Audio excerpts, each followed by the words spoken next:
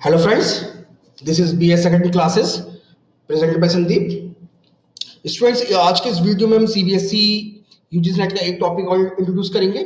CBSE UGC net के काफी video हम अपलोड कर चुके हैं बी एस सेकेंडरी चैनल पर, तो स्टूडेंट्स आप उनको चेक कर सकते हैं। तो जो स्टूडेंट्स मेरा वीडियो पहली बार देख रहे हैं, I give my brief introduction. मेरा नाम संदीप है, मैंने एमटेक किया कंप्यूटर साइंस से। After that as a software engineer में वर्क कर चुका हूँ। I also qualified CSR exam as a JRF in engineering science stream. I also qualified CBSE UGC NET exam as JRF 3 times, and right now I'm working as a research scientist post. इस video में हम information communication technology यानी ICT part को discuss करेंगे, और ये part 1 video है। Okay students, और ये पार्ट जो वीडियो है ज्यादा टफ नहीं है। इसके अंदर मैंने दो टॉपिक को इंट्रोड्यूस किया है जो मैक्सिमम जो स्टूडेंट्स नॉन टेक्निकल बैकग्राउंड्स के हैं उनको मैंने इसमें बताने की पूरी कोशिश करी है। ओके स्टूडेंट्स, तो इस वीडियो में हम लोग बेसिक कॉन्सेप्ट पढ़ेंगे ऑफ कंप्यूटर्स के। बहुत सिंपल कॉन्सेप्ट्स है, they are very simple. Okay, और ये किसी भी नॉन टेक्निकल बैकग्राउंड स्टूडेंट्स के लिए बहुत लाभदायक सिद्ध हो सकते हैं, और टेक्निकल स्टूडेंट्स को काफी चीजें पता है तो वो चाहे तो इसको पार्ट को स्किप कर सकते हैं। नाउ सबसे पहले टाइप ऑफ कंप्यूटर्स। तो जनरली हम कंप्यूटर्स को 3 पार्ट में डिवाइड करते हैं। आप चाहे तो और भी पार्ट में डिवाइड कर सकते हैं, बट मैं मैक्सिमम बुक्स में जो कंप्यूटर्स को जो डिवाइड किया जाता है वो 3 पार्ट में है। एनालॉग कंप्यूटर, जो कि बहुत ट्रेडिशनल कंप्यूटर हुआ करते थे, ओल्ड कंप्यूटर हुआ करते थे, यानी जो जब कंप्यूटर बने थे तो पहले जो कंप्यूटर हुआ करते थे एनालॉग कंप्यूटर हुआ करते थे। अब डिजिटल कंप्यूटर का जमाना है, डिजिटल कंप्यूटर है। ठीक है, ओके स्टूडेंट्स। और आपके एक सुपर कंप्यूटर होता है जिनके अंदर इकट्ठे काफी सारी, इनकी स्पीड बहुत फास्ट होती है और इनकी एक्यूरेसी भी फास्ट होती है। क्यों फास्ट होती है उसका कारण यह है क्योंकि इसके साथ मल्टी प्रोसेसर वर्क करते हैं, इकट्ठे एक साथ काफी सारे प्रोसेसर इसमें काम करते हैं। ओके स्टूडेंट्स, तो ये सारा का सारा काम इसी से होता है टाइप ऑफ कंप्यूटर्स में। तो आपके एनालॉग कंप्यूटर्स हो गए, डिजिटल कंप्यूटर्स हो गए, सुपर कंप्यूटर हो गए। कुछ कंप्यूटर आपके सर्वर बेस्ड कंप्यूटर होते हैं जिनको आप सर्वर मशीन्स कहते हैं, तो सर्वर कंप्यूटर भी होते हैं जो कि आपके जो डिफरेंट डिफरेंट जो बड़े बड़े जो सर्वर्स होते हैं उनमें लगते हैं। ओके, नाउ नेक्स्ट है इनपुट यूनिट्स। इनपुट यूनिट से यानी 2 तरह की यूनिट्स है, इनपुट यूनिट, आउटपुट यूनिट। तो इनपुट यूनिट्स में क्या होता है, आप डेटा को फीड करते हैं, इनपुट्स आपने किया, देन आप उसको प्रोसेस करेंगे और उसके बाद वो आप आउटपुट पे उसको शो कर पाएंगे। तो input, output and process. Okay student, तो input device a device through which data and programs from the outside world are entered into the computer, यानी जिनकी हेल्प से, जिनकी यूनिट्स की हेल्प से, जिन डिवाइसेस की हेल्प से कंप्यूटर के अंदर वो डेटा फीड होता है उसको इनपुट यूनिट्स हम कहते हैं। इसके अंदर कौन कौन से जरा देखें हम example.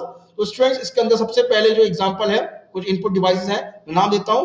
Keyboards, mouse, touch pad, touch screen, light pen, microphone, scanner और डिजिटल कैमरा। एक्सप्लेनेशन की जरूरत नहीं है क्योंकि ये ऑलमोस्ट सभी स्टूडेंट्स ने देखे होंगे। तो keyboard, mouse, touch pad, touch screen, light pen, microphone, scanner और digital camera, all these are examples of input devices. Now output devices. Output devices में हमारे आते हैं device through which result stored in the computer memory are made available to the outside world, यानी users को जो data का जो results होता है उसको ये दिखाते हैं, वो आउटपुट यूनिट्स कहे जाते हैं। कौन कौन से आउटपुट यूनिट्स होती है जरा देखें। तो आपकी आउटपुट डिवाइसेस के अंदर आपके ये मॉनिटर्स आ सकते हैं, हार्ड डिस्क आ सकती है, स्पीकर्स आ सकते हैं, ऑप्टिकल डिस्क आ सकती है और प्रिंटर आते हैं। ओके, मैं फिर से बताता हूँ, monitors, hard drive, speaker, optical disk, printer. Okay, all are these the example of output devices. कुछ ऐसे भी हैं जो दोनों में काम करते हैं, इनपुट और आउटपुट दोनों काम करते हैं। कौन से होते हैं, कोई टच स्क्रीन डिस्प्ले होता है, हार्ड ड्राइव्स होती हैं, ऑप्टिकल डिस्क होती है, नेटवर्क कार्ड जिसे एनआईसी कहते हैं, all these are example of dual modes. Modems होते हैं और आपके जो जिप होती है, जेड ड्राइव होती है, उसको भी हम ड्यूल मोड्स में वर्क करते हैं। Okay students, now arithmetic logic units, ALU जिसे कहते हैं। एएलयू क्या होता है, तो एएलयू जो होता है हमारे, इसके अंदर हमारी जो डिफरेंट डिफरेंट जो ऑपरेशंस होते हैं उनको हम प्रोसेस करते हैं, उनके अंदर हमारी कैलकुलेशंस होती है। तो उसमें कौन कौन से बेसिक ऑपरेशंस होते हैं, जैसे बेसिक अर्थमेटिक ऑपरेशन, जैसे एडिंग, हमारा ऐड करते हैं हम, सब्ट्रैक्ट करते हैं, डिवीजन कहते हैं, मल्टीप्लिकेशन करते हैं। तो all these operation are done by the ALU, और जितने भी ऑपरेशंस हैं आपके वो बाइनरी डिजिट्स में होती हैं। मैं बाइनरी के ऊपर पहले से ही बाइनरी नंबर सिस्टम, इन नंबर सिस्टम में एक वीडियो अपलोड कर चुका हूं, तो आप लोग उनको उसको देख सकते हैं। और जो डिफरेंट लॉजिकल ऑपरेशन होते हैं जैसे एंड ऑपरेटर, और ऑपरेटर, नॉट ऑपरेटर, ये भी एलयू में होते हैं। और एएलयू जो होता है, most modern ALU have a small amount of special storage units, इसमें वो हम रजिस्टर कहते हैं, यानी एएलयू होती है। एएलयू के अंदर स्पेशल कुछ रजिस्टर्स होते हैं, जिन रजिस्टर्स के अंदर हम वैल्यूज को स्टोर करते हैं।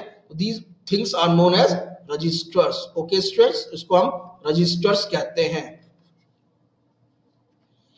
कुछ ऐसे डिवाइस होते हैं जिनको हम डिफरेंट डिफरेंट पोर्ट से ऐड करते हैं। तो कौन से होते हैं वो कनेक्टिंग डिवाइस पोर्ट्स? कौन कौन से होते हैं? पैरेलल पोर्ट्स होते हैं, सीरियल पोर्ट्स होते हैं, वीडियो पोर्ट, यूएसबी पोर्ट्स होते हैं, RJ11 होते हैं, RJ45, जिसके अंदर हम इसमें जो हमारा लेन केबल होता है इसको हम ऐड करते हैं, लेन केबल को हम कनेक्ट करते हैं। तो ये हमारे कनेक्टिंग डिवाइसेस के पोर्ट्स होते हैं। इसके बाद कुछ कंपोनेंट्स हैं सीपीयू के। कौन कौन से कंपोनेंट्स हैं जरा देखें। तो कुछ मल्टीपल कंपोनेंट्स होते हैं सीपीयू में, जिसमें एएलयू काम करता है, जो इसमें मैंने भी बताया अरिथमेटिक और लॉजिक यूनिट्स ऑपरेशंस को वो स्टोर करता है और प्रोसेस करता है। मेनली काम इसका प्रोसेसिंग का होता है, मेनली काम इसका प्रोसेसिंग का होता है। इसके बाद ये कंट्रोल करते हैं कंपोनेंट्स में बहुत से, जिसमें manage all the components. Registers होते हैं मैंने बताया, जिसके अंदर डेटा को मैनिपुलेट किया जाता है, स्टोर किया जाता है। यानी जब डेटा की कैलकुलेशन करते समय कोई डेटा को हमें उसको स्टोर करना है कुछ समय के लिए, तो all this things are done by using registers. कुछ इंस्ट्रक्शन डिकोडिंग होती है, जिसमें हम जो क्या इंस्ट्रक्शन हमें दिया गया है, तो इंस्ट्रक्शन के अकॉर्डिंग हम उस पर्टिकुलर चीज को करते हैं। तो ये सारे इंस्ट्रक्शन डिकोड हमारे सीपीयू में होते हैं। ओके, नाउ प्रोग्राम काउंटर्स होते हैं, जिसको हम एक तरह से बोला जाए कि जो नेक्स्ट इंस्ट्रक्शन जो आएगा, जो वर्क करेगा, उसके जो एड्रेस को स्टोर करता है, एड्रेस को स्टोर करता है। इतना डीपली मेरे को बताना नहीं चाहता ये वाला, फिर भी मैंने बता दिया आपको। एक्यूमुलेटर होता है, जिसमें एक स्पेशल तरह का रजिस्टर होता है, जिसके अंदर अरिथमेटिक वैल्यूज को स्टोर करते हैं। बसेस, यहाँ पे बसेस से मतलब केबल से है। ओके, केबल से है। ये बसेस क्या होती हैं, एक इंटरकनेक्ट करती हैं डिफरेंट डिफरेंट कंपोनेंट्स को। सपोज करिए आपकी हार्ड डिस्क को आपके मदरबोर्ड से कनेक्ट करना है, तो एक यहाँ से केबल जाकर मदरबोर्ड में जाएगी, और वो ये हार्ड डिस्क होगी। जो केबल्स होती है, इन केबल्स को हम बसेस कहते हैं। तो बसेस के बारे में आगे कभी हम वीडियो में पढ़ेंगे। ओके स्टूडेंट्स, स्टोरेज टाइप जरा देखें। डिफरेंट डिफरेंट तरह की स्टोरेज टाइप्स होती हैं, जिसमें हम मेनली रैम होती है, इसको हम प्राइमरी मेमोरी कहते हैं, सेकेंडरी मेमोरी कहते हैं, और टर्शियरी स्टोरेज डिवाइसेस होती है, जैसे हम सीडी, जैसे कॉम्पैक्ट डिस्क होती है सीडी। ओके, ये इसका एग्जांपल है सीडी। और रैंडम एक्सेस, रैम की फुल फॉर्म है रैंडम एक्सेस मेमोरी। और सेकेंडरी स्टोरेज डिवाइस होती है जो हार्ड डिस्क होती है, वो इसका एग्जांपल है। ओके स्टूडेंट, मैं बहुत सिंपल है, इतनी सिंपल है, टेक्निकल कॉन्सेप्ट्स है, तो कोई भी नॉन टेक्निकल स्टूडेंट इसे समझ सकता है, क्योंकि जो आपके आईसीटी में जो वीडियो क्वेश्चंस आते हैं वो बहुत सिंपल आते हैं, इतने टफ नहीं पूछे जाते हैं। फिर कुछ प्रॉपर्टीज है स्टोरेज डिवाइसेस की। कौन कौन सी प्रॉपर्टीज हैं स्टूडेंट, जरा देखिए। तो स्टोरेज डिवाइस की फॉलोइंग प्रॉपर्टी, यानी जो साइज पे डिपेंड करती है, स्पीड पे होता है, एक्सेस मेथड होता है, वॉलेटिलिटी, जिसमें नॉन वॉलेटाइल और वॉलेटाइल दो तरह की मेमोरी होती है। ओके स्टूडेंट्स, तो ये क्या होती है आगे के लेक्चर्स में हम पढ़ेंगे। तो ये सारी प्रॉपर्टीज आपकी डिवाइसेस की प्रॉपर्टीज हैं। अब हम जरा रैम और रोम के बारे में देख लें। तो रैम है हमारी random access memory, full form काफी बार पूछी गई है इसकी। तो memory in which each location can be access and change, यानी जैसी भी पावर ऑन रहता है तो पावर ऑन तक ये वर्क करता है, उसके बाद ये जैसे ही ऑफ होता है पावर, तो सारे का सारा जितना भी डेटा होता है आपके हार्ड डिस्क में चला जाता है। तो ये आपकी रैंडम एक्सेस मेमोरी का काम होता है। फिर दूसरी होती है आपकी रीड ओनली मेमोरी, जिसको रोम कहते हैं। इसमें ईच लोकेशन को हम क्या कहते हैं, एक्सेस कर सकते हैं, बट इसका जो एड्रेस होता है it always remain the same, क्योंकि ये आपकी हार्ड डिस्क होती है, जो रीड ओनली मेमोरी होती है। इसमें आपको जो स्टार्टिंग में कुछ ऐसे क्या बोला जाए उसको, कुछ ऐसे इंस्ट्रक्शंस होते हैं जो जब कंप्यूटर लॉग इसमें बूट करता है तो उसमें उसकी जरूरत पड़ती है प्रोग्राम्स को, तो इन प्रोग्राम्स को हम रोम में स्टोर कर लेते हैं, मतलब उसको ऑपरेटिंग सिस्टम ऑटोमेटिकली रोम में स्टोर कर देता है। अब हमारी लास्ट है इसमें स्टोरेज कैपेसिटी।